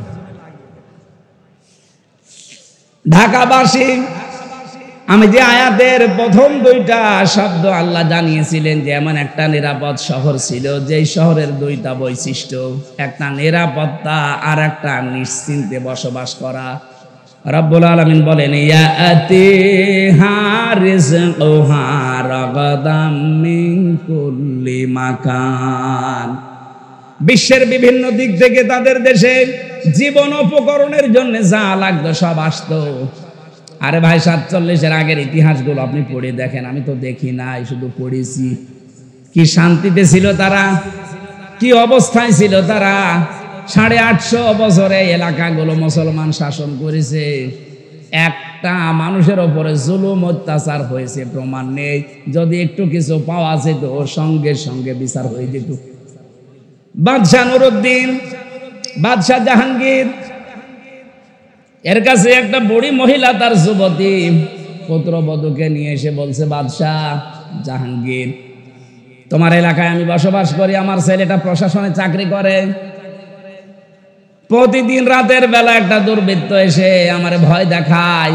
আমার এই পুত্রবধূ খুব সুন্দরী, তার ইজ্জত সম্ভ্রম লুণ্ঠন করার জন্যে তোমার কাছে বিচার দিয়ে গেলাম। আজকে রাতটা যদি নিরাপত্তা দিতে পারো আমাদের দাও, যদি না দিতে পারো তাহলে আমি সকালে এখান থেকে চলে যাব। যাওয়ার আগে একটা কথা বলে গেলাম, তুমি যে আল্লাহকে বিশ্বাস করো, কিয়ামতের দিন ওই আল্লাহর সামনে তোমার বিরুদ্ধে আমি নিজে মামলা দেব। বাদশাহ জাহাঙ্গীর কোনো কথা বলে না, চলে গেল বুড়ি মহিলার আকবরে। যাওয়ার সময় বলছে, বাদশাহ আমি কিন্তু তোমাকে হতে দেখেছি, জন্ম নিতে দেখেছি, আমার সামনেই তুমি জন্ম নিয়েছো, একটা কথারও জবাব দিলে না। ঠিক আছে, আমি গেলাম। কিয়ামত তো বিশ্বাস করো, কিয়ামতে হবে তোমার সাথে দেখা। রাতের বেলা হযরতে বাদশাহ জাহাঙ্গীর রহমতুল্লাহ আলাইহি উনি চলে গেলেন রাতে ঘোড়া নিয়ে। যে দেখলেন প্রাচীরের কাছে একটা ঘোড়া বেঁধে রাখা আছে, আর ভেতরে আওয়াজ হচ্ছে, বাঁচাও বাঁচাও। উনি নিজের ঘোড়াটা পাশে রাখলেন, পাঁচির টপ গিয়ে ভেতরে ঢুকলেন। বুড়ি মহিলাকে ডাক দিয়ে বলে যে টিম টিম করে আলো জ্বলছে, আলোটা লিভিয়ে দাও। ভেতরে যাওয়ার পরে ওনার পুত্রবধূর শরীরের উপরে যে অত্যাচার চালাচ্ছিল ওই ছেলেটা, ওই দুর্বৃত্ত, নিজে মাথাটার চুল ধরলেন, তরবারি বের করে এক কপি আলাদা করে দিলেন। বুড়িকে এসে বলে ঠিক আছে এবার আলো জ্বালাও। আলো জ্বালানোর পরে তিনি দেখলেন, দেখার পরে বললেন আলহামদুলিল্লাহ। বুড়িকে ডাক দিয়ে বলে এক গ্লাস পানি নিয়ে আসো। পানিগুলো তিনি 3 ঢোকে পান করলেন। ডাক দিয়ে বলেন বুড়ি সকালে আমার সাথে যাবে, দেখা হবে তোমার। সকালে পুত্রবধূ নিয়ে গেছে রাজদরবারে।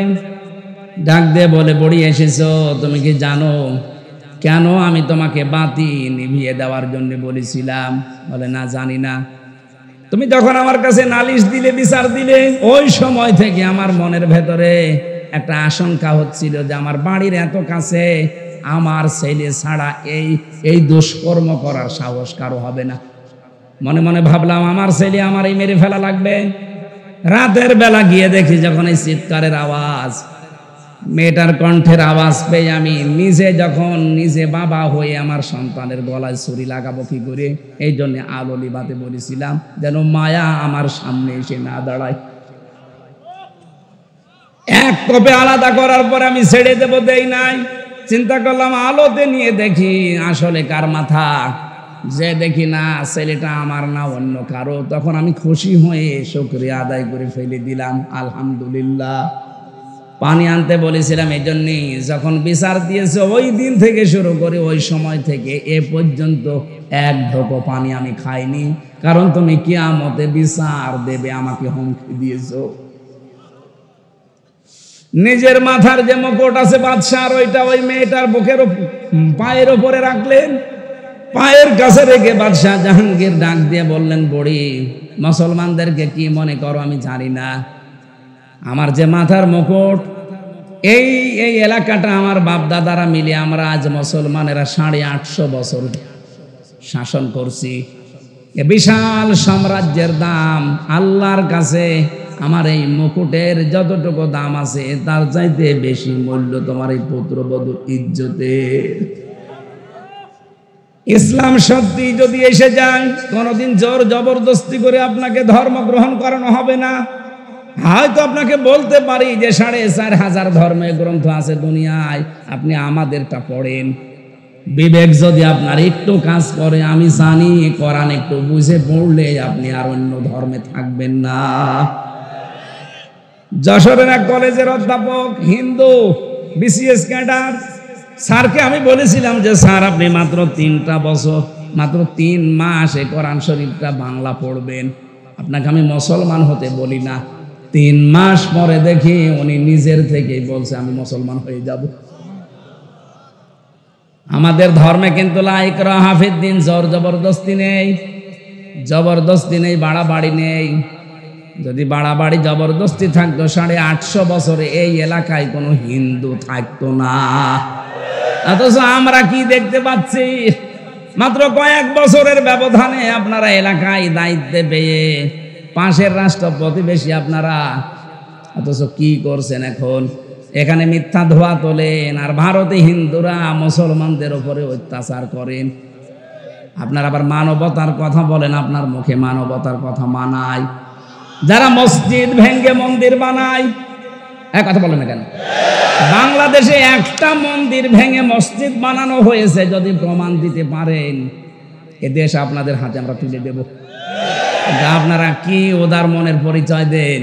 এত বড় বিশাল দেশ বলে আপনাদের জায়গা নেই, মসজিদ ভেঙে মন্দির বানানো লাগবে কোন কারণে?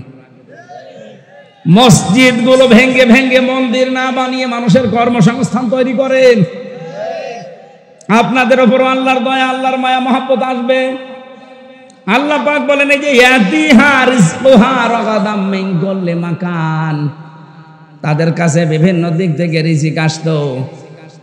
ওই সময়ের কথা বলছি, সিরিয়া থেকে, ইয়েমেন থেকে, আশপাশের রাষ্ট্রগুলো থেকে জীবন উপকরণের জন্য যা লাগে আল্লাহ সব ওদের মাধ্যমে পাঠাতেন।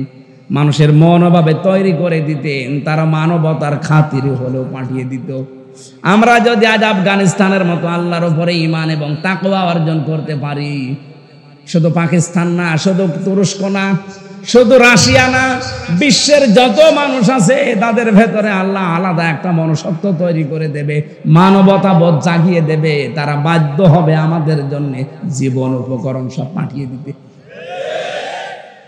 ভারত ছাড়া যদি আশপাশের সবগুলো দেশ চলতে পারে, আমি ইতিহাস পড়ে দেখেছি মায়ানমার, ইতিহাস পড়ে দেখেছি নেপাল, পাকিস্তান, চীন, ভুটান, যতগুলো দেশ আশপাশে আছে, আফগানিস্তান সহ, একটাও ভারতের সাথে এদের সাথে সম্পর্ক না রেখে যদি চলতে পারে, 18 কোটি মুসলমানও এ মুশরিকদের সাথে সম্পর্ক ছাড়া চলতে পারবে?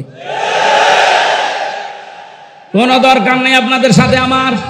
প্রতিবেশীর কাজ যদি প্রতিবেশীর মতো না হয়ে, এত বড় জঘন্য প্রতিবেশী পৃথিবীর কোন রাষ্ট্রের পাশে আমি পাইনি। কয়েকদিন আগে সিঙ্গাপুর, মালয়েশিয়া, থাইল্যান্ড, কতগুলো দেশ ঘুরলাম, ওই আপনাদের মতো এরকম নিকৃষ্ট মানের প্রতিবেশী তো আমরা পাইনি। জোরজার মূল্য তার এই যদি শুরু করেন, তামাম দুনিয়ায় কিন্তু মুসলমান 2 নম্বরে আছে। আপনারা হিন্দু মাত্র 130 কোটি আর মুসলমান 200 কোটি। একজন করে যদি ধরা হয়, এ পৃথিবীতে একটা হিন্দু আর থাকবেন না। প্রতিবেশী, এই জন্য আমরা আর কিছু বলছি না। ওনার প্রতিবেশী প্রতিবেশীর মতো থাকেন। গণহত্যাকারী একজন খনিকে আশ্রয় দিয়ে এরপরে আবার মানবতার কথা বলেন, আপনাদের মুখে এটা মানায় না। লজ্জা যদি থাকে তাড়াতাড়ি ফেরত দিয়ে দেন, আমরা ফাঁসি দিয়ে দিই। কারণ বিচারক যারা আছে, আপনি তাকান, অ্যাডভোকেট যারা, ব্যারিস্টার যারা, তারা বলছে উনি যা করেছে 160টার উপরে অলরেডি মামলা হয়ে গেছে, ওনারে কমপক্ষে জেনুইন ভাবে 100 বার ফাঁসি দেওয়া যাবে। 100 বার লাগবে না, একবার দিলেই তো শেষ। আপনারা নিজেরা বলতেন যে আমাদের স্বামী স্ত্রীর সম্পর্ক, কিসের স্বামী স্ত্রী? আপনি যদি সত্যি স্বামী হয়ে থাকেন তাহলে তো স্ত্রী চলে গেছে, সাথে গেছে আর এক শালী। এই দেশ থেকে আমরা যারাই দেখি বিদেশে যায়, তারা রেমিটেন্স যোদ্ধা, তারা টাকা পাঠায়, অথচ 2 জন আজ 3 মাস 4 দিন হয়ে গেল একটা টাকাও পাঠায় না। কেউ স্বামীর পকেট মারেন, কেউ দুলাভাইয়ের পকেট মারেন। অন্তত 2 বোন মিলে যদি মাসে মাসে 50,000 করে তো টাকা পাঠানো যায়। আমরা ঋণে জর্জরিত হয়ে আছি, আর একটা টাকা 3 মাস 4 দিনে পাঠালেন না, আবার ষড়যন্ত্র করেন। থামেন। আর আপনাদেরকে বলবো, এই গণহত্যার সাথে যারা জড়িত, এই পৃথিবীতে ইতিহাস, হিটলার, চেঙ্গিস খান, এই যে লক্ষণ সেন, যারাই পালিয়ে গেছে পৃথিবীতে মানব হত্যার সাথে যারা জড়িত, তারা দুনিয়ায় আর কোনোদিন ফিরে আসেনি, আসবেও না।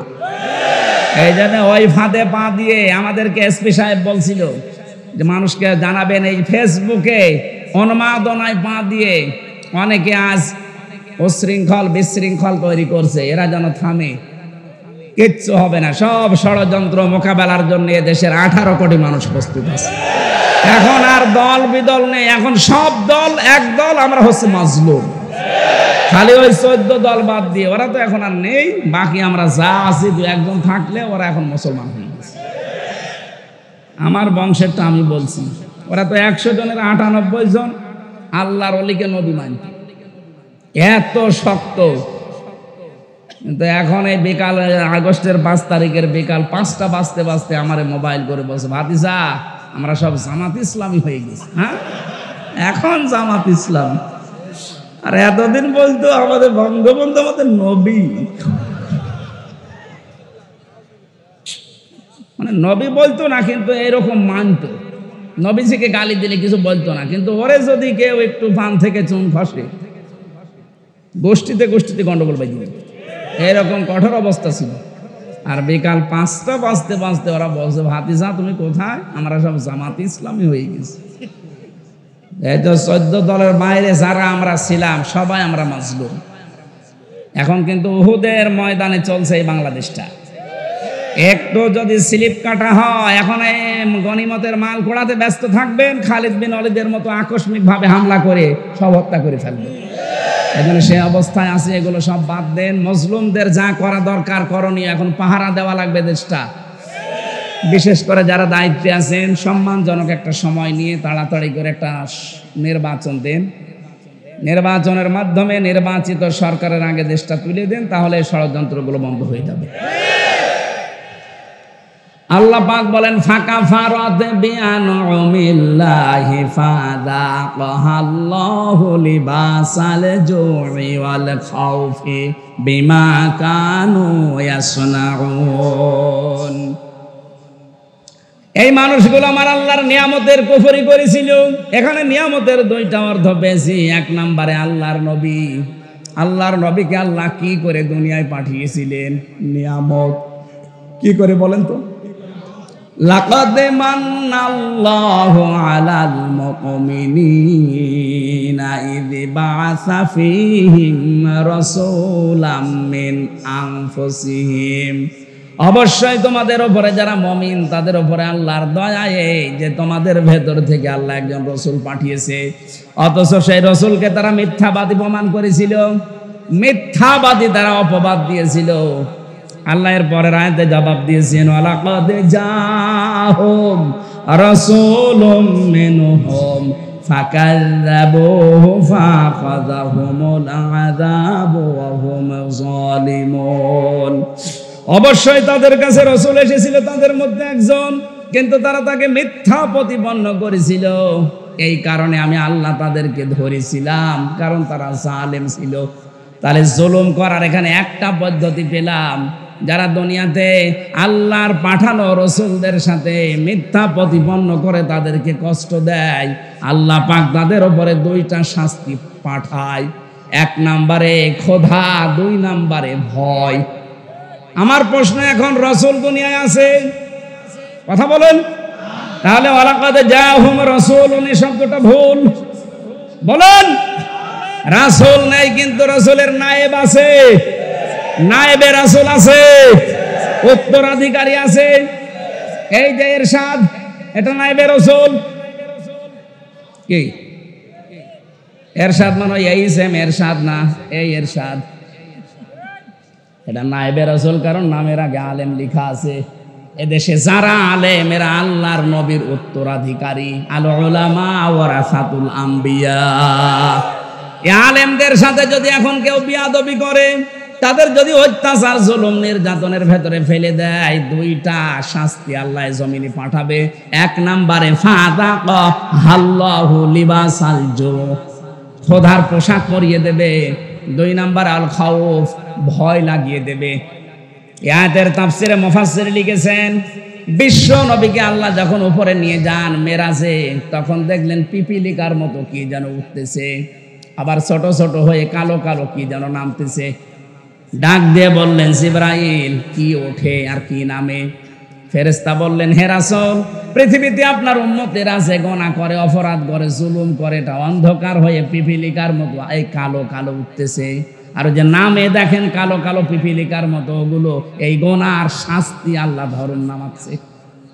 তাহলে আমাদের গুনাহর কারণে দুনিয়াতে শাস্তি নামে, এটার প্রমাণ আছে সূরা রোমের 41 নম্বর আয়াতে যাহারাল ফাসাদু ফিল বাররি ওয়াল বাহার।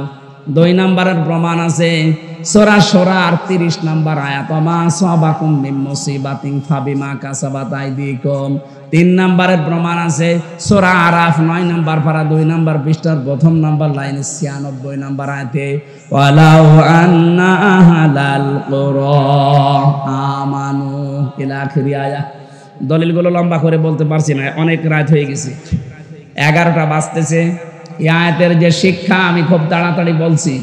1 নম্বরে একটা শান্ত, নির্মল, নিরাপদ শহর আল্লাহ দিয়েছিলেন, কিন্তু ওখানে যে মানুষগুলো বসবাস করত তাদের জন্য রিজিকও বিভিন্ন জায়গা থেকে আল্লাহ পাঠাতেন।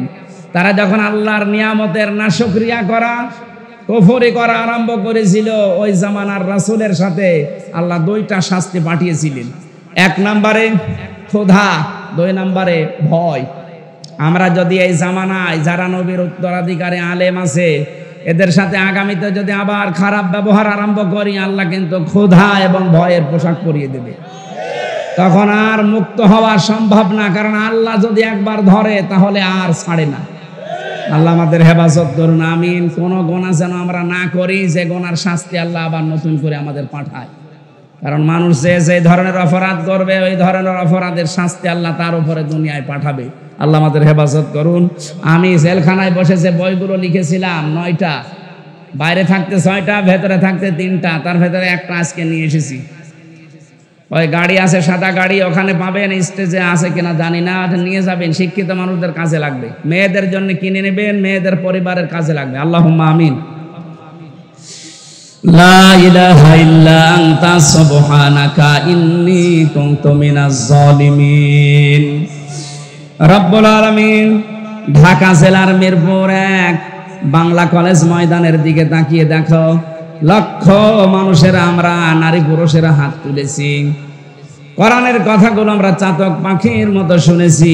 যতটুকু শুনলাম আমাদেরকে আমলের তৌফিক দাও। সওয়াব যদি দয়া করে দিয়ে থাকো নবীজির রওজায় পৌঁছিয়ে দাও। তামাম দুনিয়ার মাটির নিচে যারা ঈমান নিয়ে ঘুমিয়ে আছে এদেরকে মাফ করে দাও। মাহফিলের সম্মানিত সভাপতি জসিমউদ্দিন সুমন, যুবক মানুষ কবুল করে নাও। যারা আলোচনা রেখেছেন মুফতি শাহিদুর রহমান, মাওলানা ওবাইদুল্লাহ এরশাদ ভাই সহ যত আলেমরা এখানে কথা বলেছে, আল্লাহ আলেমদের কথা মেনে চলার সুযোগ দাও। মা বোনদেরকে তুমি খাদিজার মতো বানিয়ে দাও। অনেকে স্বামী সংসারে অশান্তিতে আছে, আল্লাহ তুমি শান্তি দিয়ে দাও। আমি সহ যারা অসুস্থ আছি নারী পুরুষেরা শেফায়ে কামেলা জেলা নসিব করো রব্বুল আলামিন। 3টা বছর জেলখানায় থেকে আমি অসুস্থ হয়ে গেছি, তুমি আমাকে আগের অবস্থায় আবার স্বাভাবিক ফিরিয়ে দাও। মুক্ত জীবনে যখন ফিরিয়ে দিয়েছো আমার কণ্ঠটা তুমি ভিক্ষা দাও, আমার শরীরকে আগের মতো সুস্থ করে দাও। কোরআনের কথাগুলো সহজ সরল ভাবে তোমার বান্দা বান্দীদের শোনানোর সুযোগ দাও। আল্লাহুম্মা গফিরলি ওয়ারহামনি ওয়াহদিনি ওয়াফিনি ওয়ারযুকনি ইয়া রাব্বাল আলামিন। এলাকায় মাটির নিচে যত মানুষ ঘুমিয়ে আছে আল্লাহ মাফ করে দাও। আল্লাহ তাআলা আমার মামা জান মাওলানা আলমগীর তার বাবাকে হারিয়ে ফেলেছে, কবরে তার বাবা আব্দুল লতিফকে মাফ করে দাও। মাওলানা এনামুল হক শাফি আমার কুষ্টিয়ার সন্তান আজকে মারা গেছে, আল্লাহ তুমি তাকে কবরে জান্নাত দিয়ে দাও। এলাকায় মাটির নিচে যত কবরস্থান আছে আল্লাহ কবরগুলোকে তুমি ফেরদাউস বানিয়ে দাও। আগামীতে অনুষ্ঠানটা কোরআনের প্রচারে আরো বিশাল আকারে মঞ্জুর করো। চর্ম চোখে বড় দেখতে আশা জাগে আল্লাহ যে কোরআন দিয়ে 56,000 বর্গ মাইল চলছে, এটা দেখে মরার সুযোগ দাও। কখন কার কাছে আজরাইল আসে জানি না, যখনই আসবে যেন পড়তে পারি লা ইলাহা ইল্লাল্লাহু মুহাম্মাদুর রাসূলুল্লাহ। আসসালামু আলাইকুম।